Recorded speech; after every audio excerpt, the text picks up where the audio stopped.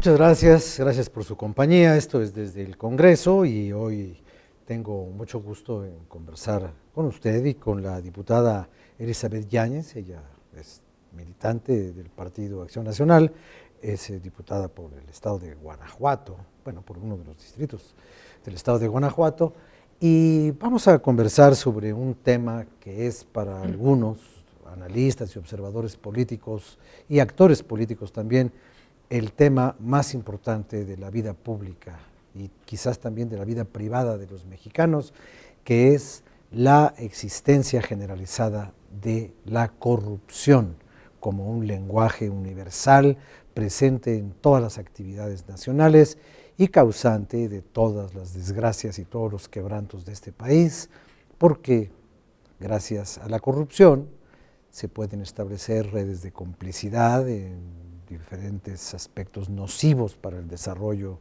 social, político y yo diría hasta histórico de este país.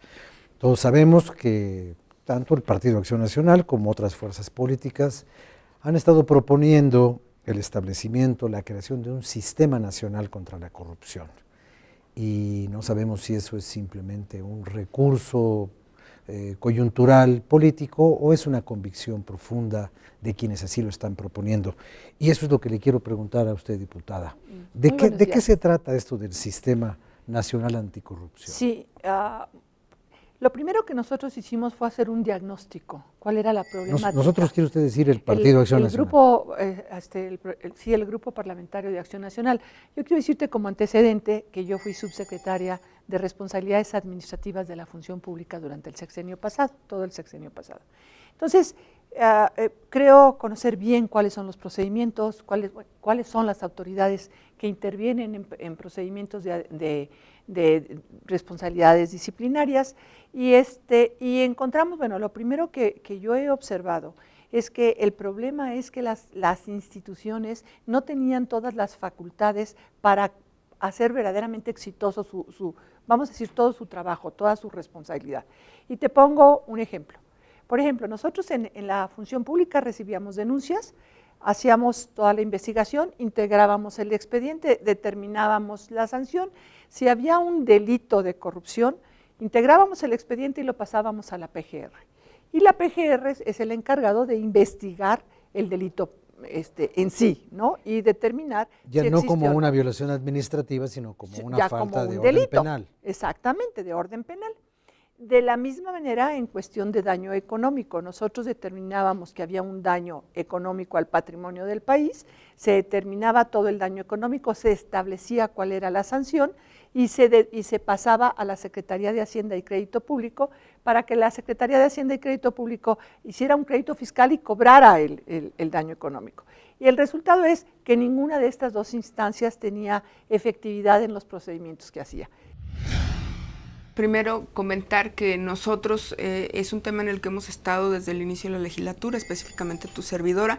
Yo trabajé directamente en la reforma de transparencia y anticorrupción en el estado de Chihuahua, que desgraciadamente, y esto es algo que hay que decirlo con mucha claridad, que es donde viene la responsabilidad del Ejecutivo, una vez que hicimos nosotros leyes que fueron consideradas de avanzada en el estado de Chihuahua, en la aplicación se perdió la eficacia.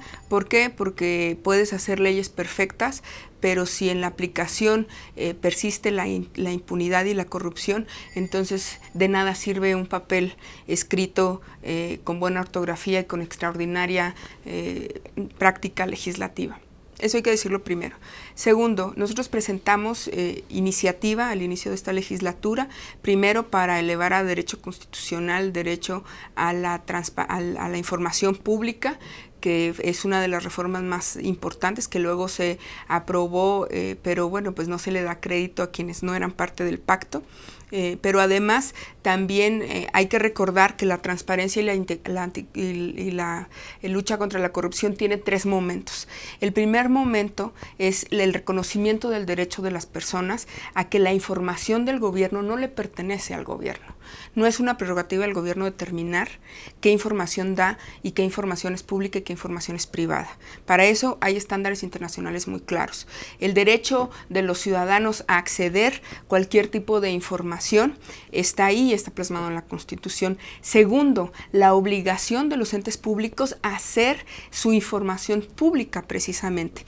Eso es precisamente lo que tiene que ver con la transparencia. Es decir, sin que nadie se lo requiera, es obligación de las instituciones del Estado el hacer su información pública y tenerla ahí al alcance de quien así lo decida, sea mexicano, extranjero o no, porque es un derecho universal.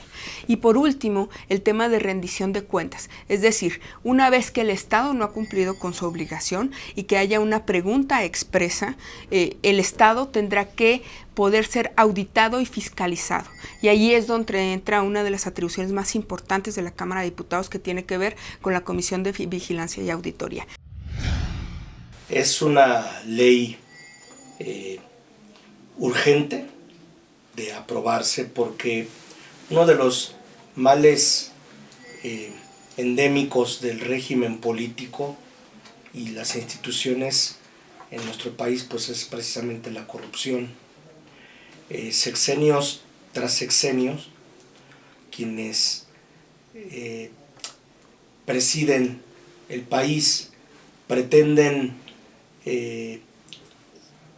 crear fórmulas que combatan y eviten la corrupción en la vida pública. Sin embargo, pues estas decisiones precisamente quedan pues simple y llanamente como moda sexenal, y esto ha llevado que en la actualidad hoy las instituciones, el quehacer público, esté permanentemente cuestionado por los ciudadanos, y una de las grandes razones de ese cuestionamiento pues es por la corrupción imperante. Me parece que la virtud que tiene la propuesta del PAN, y en eso coincide con la del PRD, es el señalar que se requiere un órgano articulado a los 3 niveles de gobierno, que incluso tenga fuerza legal en sus resoluciones, para que cualquier acto indebido no quede impune. Y al tener un órgano articulado que derive en los 3 órdenes de gobierno, el federal, el estatal y el municipal, y que además se cuente con instancias que puedan materializar en resoluciones jurídicas o penalizaciones actos indebidos, me parece que va a ser un gran paso en el combate a la corrupción. Hasta hoy lo que hemos tenido son organismos desarticulados,